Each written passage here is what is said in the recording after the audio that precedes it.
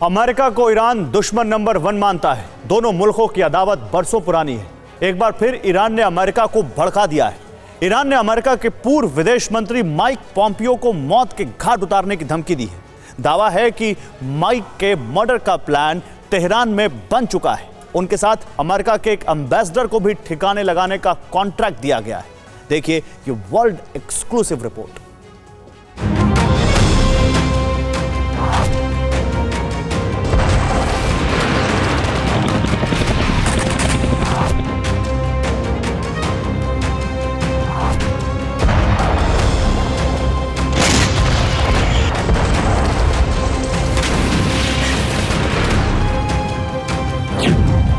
सुलेमानी की कब्र से पैगाम, घनघोर इंतकाम लेगा ईरान।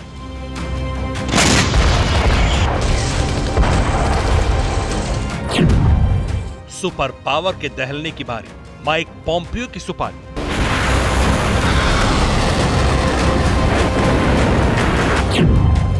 अमेरिका ने बैटलफील्ड सजाया, ईरान ने गोला बारूद जुटाया।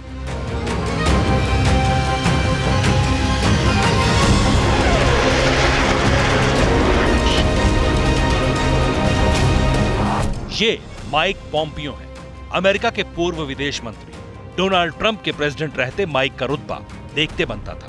पॉम्पियो ने ट्रंप के दौर में दुनिया भर में धाक जमाई। अमेरिका के हर दुश्मन को पॉम्पियो ही जवाब देते रहे। लेकिन अब माइक के मर्डर का फरमान रिलीज हुआ है, वो भी सीधे ईरान से।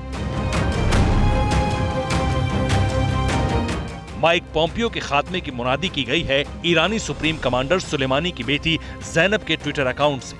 अमेरिका को धमकी देकर ईरानी जनरल की मौत का बदला जल्द से जल्द लेने की बात कही गई है।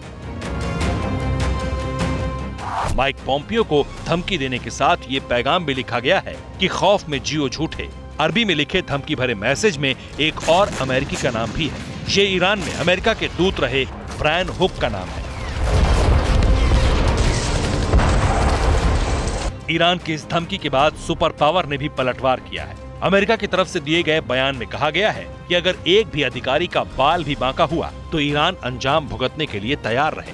ऐसा पहली बार नहीं है जब माइक पॉम्पियो को जान से मारने की धमकी दी गई है।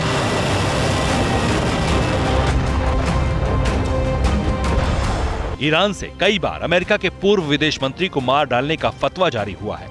ऐसा इसलिए क्योंकि ईरान में कुद्स फोर्स ये मानती है कि जनरल कासिम सुलेमानी का मर्डर माइक पॉम्पियो की लीडरशिप में हुआ। सुलेमानी को कैसे मारा गया था ये भी आपको बता देते हैं। जनरल कासिम सुलेमानी का कद ईरान के पावर स्ट्रक्चर में बहुत बड़ा था। ईरान के सबसे ताकतवर नेता, सर्वोच्च धार्मिक नेता आयतुल्लाह अली खामनेई के बाद अगर ईरान में किसी को दूसरा सबसे ताकतवर शख्स समझा जाता था तो वो थे जनरल कासिम सुलेमानी। ईरान की कुद्स फोर्स के सुप्रीम कमांडर थे सुलेमानी। ऐसा भी कहते हैं कि ईरान में कहने को विदेश मंत्री होता है, असल विदेश मंत्री की भूमिका कुद्स फोर्स के चीफ ही होते हैं। ऐसी ताकतवर हस्ती को अमेरिका ने एक झटके में मार गिराया था। सुलेमानी जब सीरिया से इराक जा रहे थे तो उन्हें बगदाद एयरपोर्ट पर मिसाइल अटैक में ढेर कर दिया गया। सुलेमानी के साथ इस अटैक में कई बड़े सैन्य कमांडर भी मारे गए थे। इनमें ईरान समर्थित फाइटर ग्रुप के चीफ भी थे।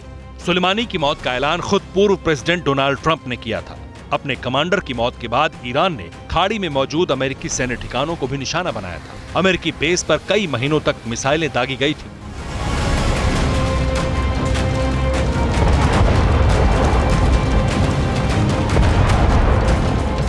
इतना ही नहीं, इराक के ग्रीन जोन में अमेरिकी एम्बेसी को भी रॉकेट अटैक से ईरान ने कई बार दहलाने की कोशिश की। हालांकि ईरानी हमले में अमेरिका के एक भी सैनिक की मौत नहीं हुई, मगर सुपर पावर ने इजराइल के जरिए ईरान को जोरदार झटके दिए हैं। कभी परमाणु वैज्ञानिक तो कभी ईरान के सैन्य अफसरों की सरेआम हत्या करवाने के आरोप है।